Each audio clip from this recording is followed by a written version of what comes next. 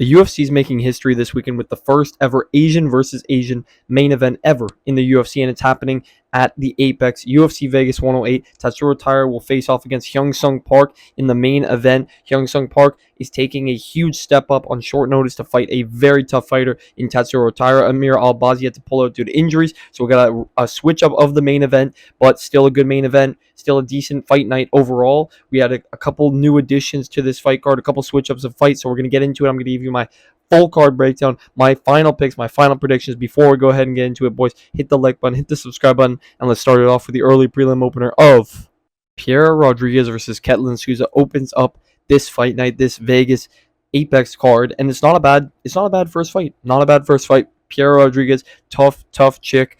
Ketlin Souza, tough chick. Both of them look like men. Usually I pick the one that looks more like a man, I'm not going to lie. But in this scenario, both of them are very tough, very durable. They can bite down the mouth guard. They throw pretty hard. Taira Rodriguez is going to want to mix in the wrestling, mix in the grappling, while Ketlin Souza, she wants to use her power. She wants to try to drop Taira Rodriguez, finish her on the ground if she can, or finish her on the feet, depending where she can take this fight. But I do think Taira Rodriguez does have the grappling advantage. I think she will have the takedown threat, but I do believe Ketlin Souza's got the power. I think she has the potential to take this fight to the ground and be able to control it on the ground if she gets it there. Even if Taira Rodriguez is shooting those takedowns, I think Ketlin Souza is going to do the more damage. And for the first pick of this card, I'm going with an underdog. I'm picking Ketlin Souza to get this one done by decision, close decision. But I think Ketlin Souza is going to squeeze it out. We're in the Apex. We're in Vegas. You know, the judges like damage. They like a fighter that's coming forward, marching forward, throwing big shots, trying to finish the fight. And I don't think Taira Rodriguez is going to do that. I think Ketlin Souza gets this done by unanimous decision. 29-28. I will say 29-28. Unanimous decision for Ketlin Souza, man. We move on to the next fight on the card, Rafael Estevam versus Felipe Bunes. This fight was switched up a little bit as well. It was initially supposed to be, what's his name? The other Brazilian prospect. Another Brazilian prospect. It was supposed to fight Felipe Bunes. I'm so bad with the names. But we got Rafael Estevam stepping in on short-ish notice against Felipe Bunes. And this is a tough one for Rafael Estevam. You know, he's a solid prospect. He's been kind of a prospect, had some difficulties with injuries and some personal life things, but he's back. You know, he got a good win in his last one against, what's his name? Jesus Aguilar. Had a good win, stuffed the takedowns, was able to stay safe in some dangerous submission attempts, and he eventually got the unanimous decision. But he's fighting Felipe Bunes, who has a great submission game off of his back, great submission game from the top, from mount, and his striking's come a long way. His only loss in the UFC is to Joshua Van, and Joshua Van's the number one contender in the UFC at the moment, and Felipe Bunes did get finished, but you know, Joshua Van's the best of the best. Felipe Bunes bounced back with a nice submission over the really long, lengthy dude at flyweight, like the super long 6 foot lengthy dude at flyweight. Got a nice submission, nice armbar. And honestly, I think this is a spot where Rafael Estevam could struggle a bit with the submission attempts. I do trust Rafael a bit more than Felipe Bunes because we've seen Bunes eat a lot of shots. He can get tagged up a lot, especially with the jab, especially with a couple kicks down the middle as well. He's very lengthy, very tall, and he does seem to take and wear a lot of damage to the body. If you dig to his body, you look for those shots to the liver. He doesn't take them very well. I think Rafael Estevam's a bit tougher than Felipe Bunes, but don't get me wrong, Felipe Bunes could pull off a submission here. We saw Rafael Estevam get close to being subbed in his last fight, so this one's a little sketchy. I am going to side Rafael Estevam as the final pick, though. I do trust him more to just get a decision here. I don't see him finishing Felipe Bunes. Bunes is tough, and he's difficult, he's tricky, but I think Rafael Estevam gets it done by decision. We move on to the next fight, Austin Bashi versus John Yanis. This is a new fight that's been added to the card, and it's a clear layup for Austin Bashi. I mean, the UFC is doing him a massive favor here against John Yanis, who honestly we don't have much of a clue about. Random dude they pulled off the street. I'm just joking, but random guy they pulled for this fight. They didn't need to make this matchup. We didn't need this one on the card. I think it's kind of pointless. You know, I guess they're trying to build up Austin Bashi, but after him getting shut down by C-Rod after being a massive favorite in his first fight, they're giving him a layup here. They are definitely giving him a layup. I'm choosing Austin Bashi, and I'm going to say Austin Bashi gets a decision here, honestly. I think he's going to play it safe. I think he wants a win.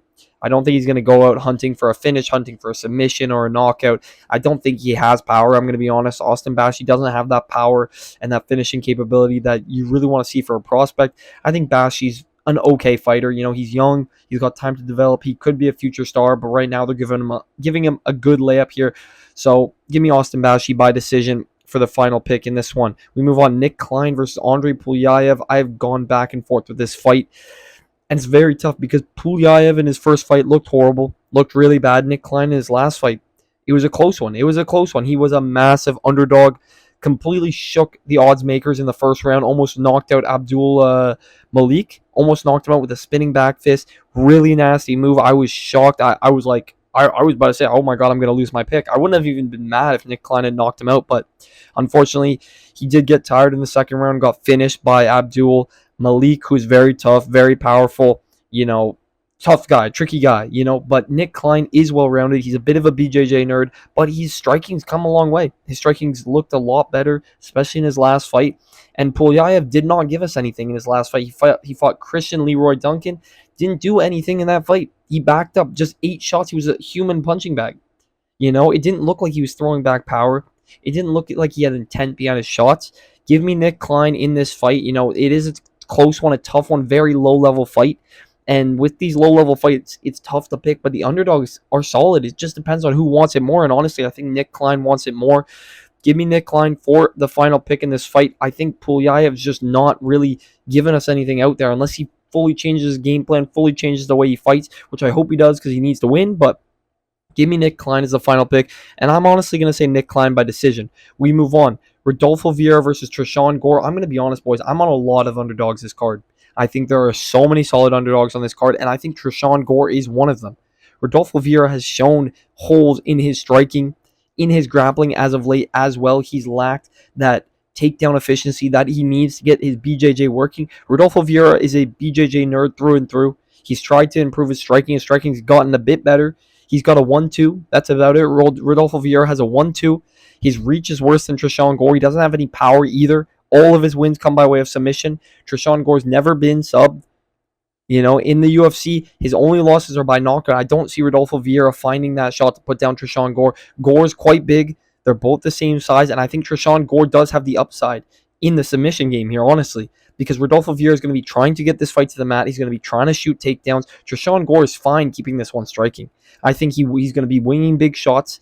They're not as clean and as cut as Rodolfo Vieira, but Vieira's defense is bad. It is bad. His defense is bad.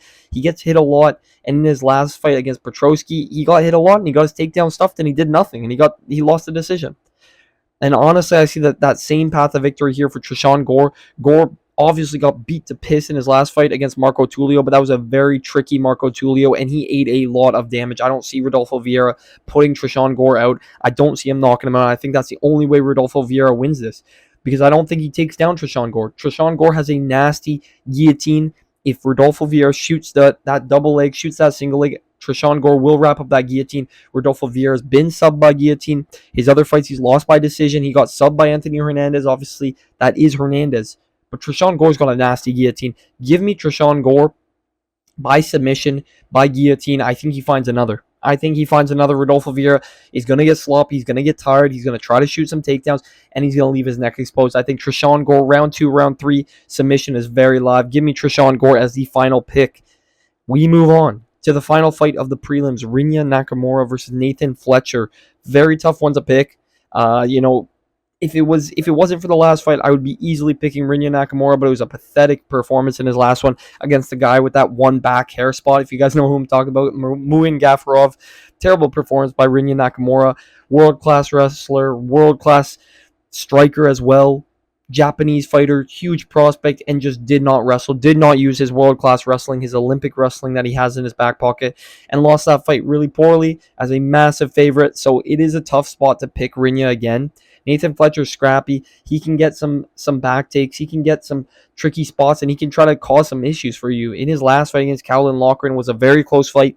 He got his back. He held his back for, I think, the second round, and then kind of got pieced up otherwise a little bit. It was a very close fight, but yeah, it could have gone either way. Honestly, it could have gone either way that last fight, but Nathan Fletcher lost that last one. He's trying to bounce back here, but I think Rinya, if he does follow a game plan, if he does wrestle, like Cowlin Loughran did against Nathan Fletcher. I think he's got an easy path as long as he does wrestle. And I'm just going to pray that Rinya Nakamura wrestles. Give me Rinya Nakamura as the final pick. My final pick for this fight is going to be Rinya Nakamura by decision. I think if he's smart, he'll wrestle. He'll just grapple. He'll hold Nathan Fletcher down, who is the smaller guy. They're the same height. Even Nathan Fletcher's got a bigger reach, but in their physicality, I think Rinya Nakamura is the more physical guy. I think if he holds Nathan down, he can win this fight throughout 15 minutes. Give me Rinya Nakamura as the final pick by decision. We move on to the first fight on the main card, Danny Silva versus Kevin Vallejos. This is kind of an interesting one because honestly, they've done prospect versus prospect here. Kevin Vallejos is probably the biggest Argentinian prospect out there. We've got two of the biggest Argentinian prospects on this card, and Kevin Vallejos is a massive prospect. His only losses come to John Silva, which has aged amazingly, seeing as John Silva has a main event for basically a number one contender spot in his next fight, and Kevin Vallejos had a very close fight with him on the Dana White Contender Series, and since then he's bounced back with a bunch of knockouts, bunch of finishes. He's very violent, very physical, lots of power in his hands. His boxing is clean. Everybody compares him to a mini Ilia Topuria.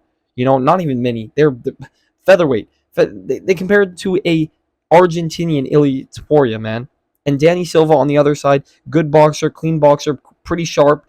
Does get hit a lot, though. He does get hit a lot. He hits a lot, but he gets hit a lot. He has around 8 significant strikes per minute, which is amongst the highest, but he does get hit 7 times per minute. It's not a very good statistic. He gets hit a bit too much for my liking. I think Kevin Vallejos will find the chin. I think he'll put Danny Silva down, and I think he'll finish him. And this hype train continues. I don't know how far Kevin Vallejos will go, but he's young. He's got power. He's hungry. And he's training with a good team in Argentina. He's got a bunch of good training partners, and I think he gets this done. Give me Kevin Vallejos by round 2 TKO, man. I think he finds that shot on Danny Silva after one round of back and forth, and he finds the knockout. We move on. Neil Magny versus Elizeu Zaleski dos Santos. Another underdog pick here, man. Neil Magny as a huge underdog in this fight. Honestly, Neil Magny has been fighting prospect after prospect after prospect. He's the younger fighter in this fight, the taller, lengthier guy. He's got a massive reach advantage, massive height advantage here.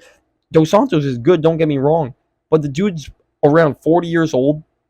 He's got that capoeira speed style, but he's slowing down with that age, and that's all he really has, that speed. He doesn't have too much power. He doesn't have that much power to chin Neil Magny like the other guys he's been fighting. Neil Magny's been being fed to prospects non-stop here. This is actually a realistic matchup for Neil Magny, a very winnable matchup for Neil Magny. As long as he's got a right game plan, I think he will be coming into this fight with a good game plan. Stays at distance, pops that jab, can close, and when Elizeu Zaleski tries to close the distance, he throws some knees up the middle, clinches up, gets the takedowns. I think Neil Magny can pull this off, man. Give me Neil Magny by decision in this fight. I think he gets it done.